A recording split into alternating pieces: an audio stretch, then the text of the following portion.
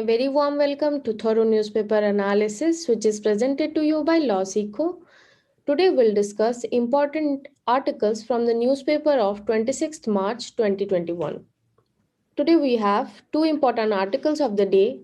The first one is Here is why electoral bond scheme must go. The second is Remove the wages in India Bangladesh ties. The third item we have is a news item for Flash, which is important for prelims examinations. So if you are preparing for CLAT or other law entrance examinations, then you can definitely go through our Project Maverick course. You can enroll into it with a very nominal fee of 100 rupees. And also you can get the link to this course in the descriptive section of this video.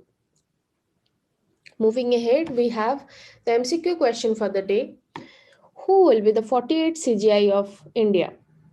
Option A, Justice Indu Malhotra. Option B, Justice Gautam Patel. Option C, Justice R. Nariman. Option D, Justice N.B. Ramana. You can write your answers in the comment section below. The descriptive question for the day is, there is scope for India-Bangladesh ties to move to the next level based on cooperation, coordination and consolidation. Comment. You can write your answers in 250 words. So the first article is regarding the electoral bond scheme.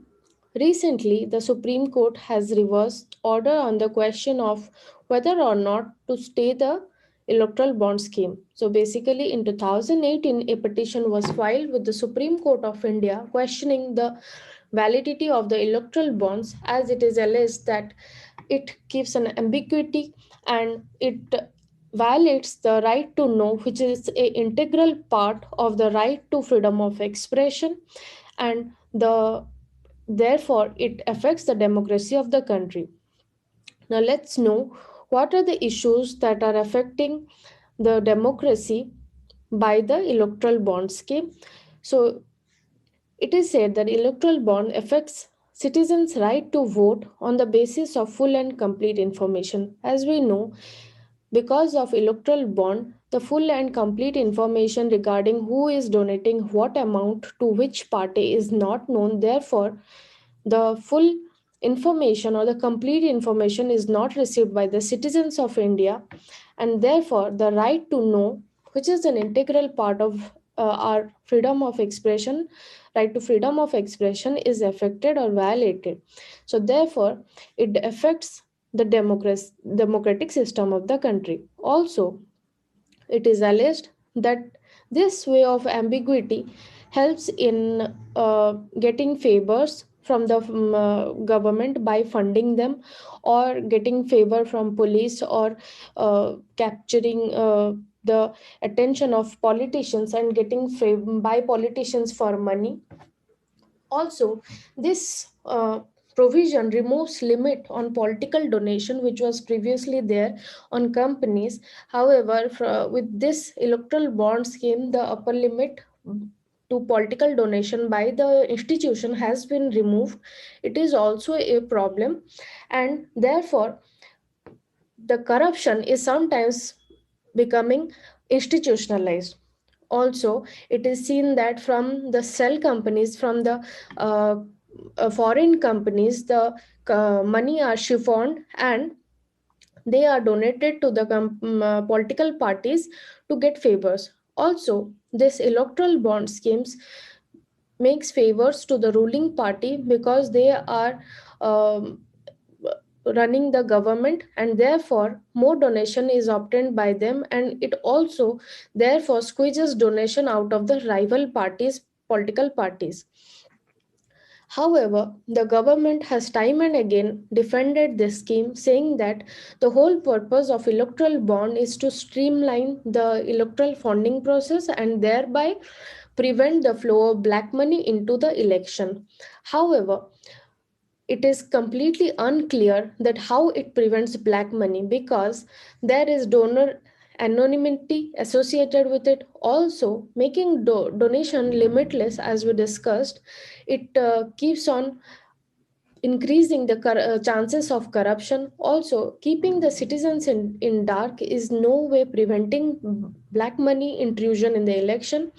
Also, this scheme allows foreign donations, as the foreign companies, in the form of shell companies, can donate to political parties, thereby increasing the institutional corruption.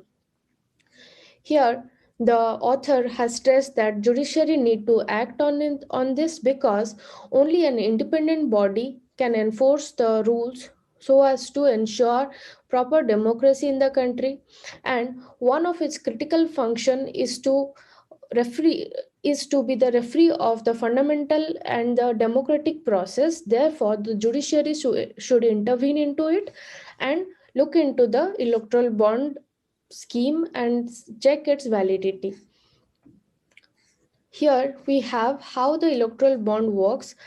So, if banks are notified based only on those banks the bonds are sold, for example SBI, and the notified banks issue electoral bonds to the people and also to the institutions. The donor buy an electoral bond using a check or digital payment only, and the donor gives the party of his or her choice the bond within a specified time frame.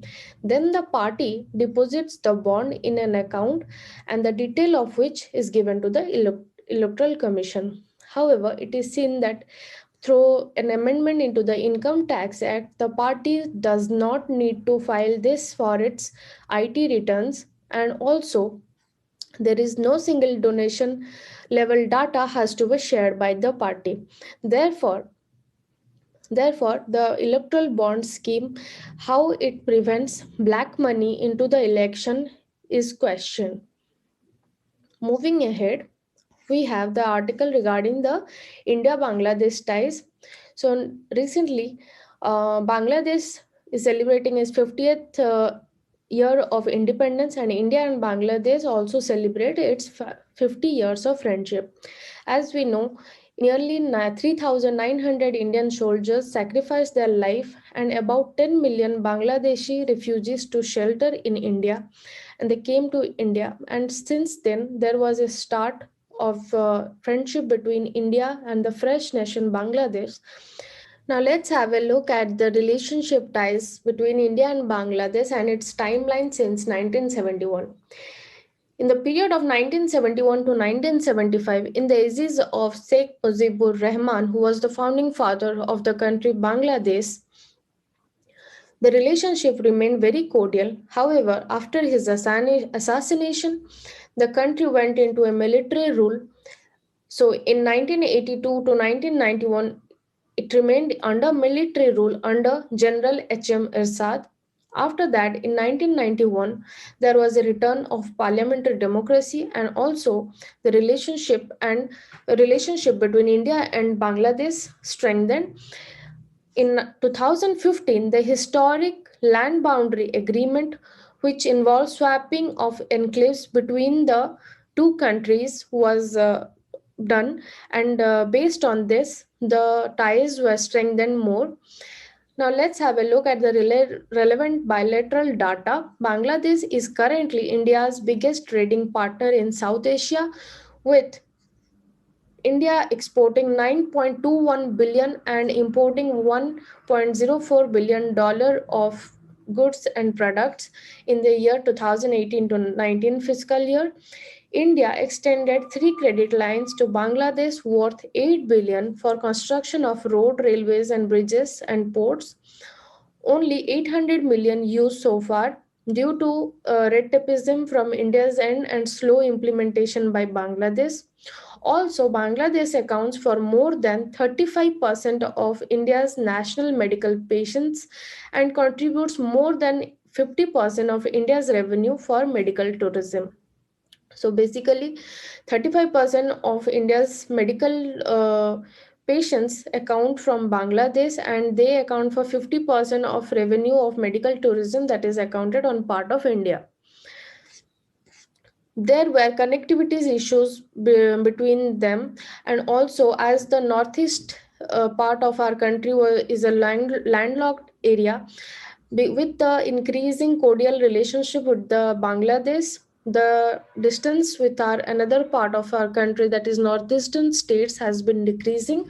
A direct bus service between Kolkata and Agartala now runs with a route distance of 500 kilometers only, which was 1650 kilometers earlier, and it had to go from Kolkata through the chicken neck to from and then to Assam and then to Tripura all the way, and it was 1650 kilometers previously, which is now decreased to only 500 kilometers.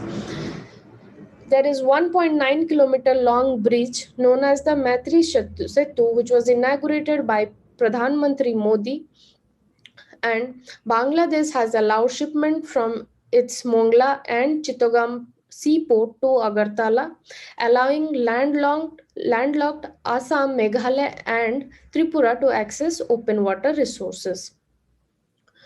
So the issues still lie between these two nations. These issues are like there has been highest number of shooting by the BSF Jawans in 2020 in the borders, as we know that we share the highest or the largest border with Bangladesh, and there has been continuous transgression and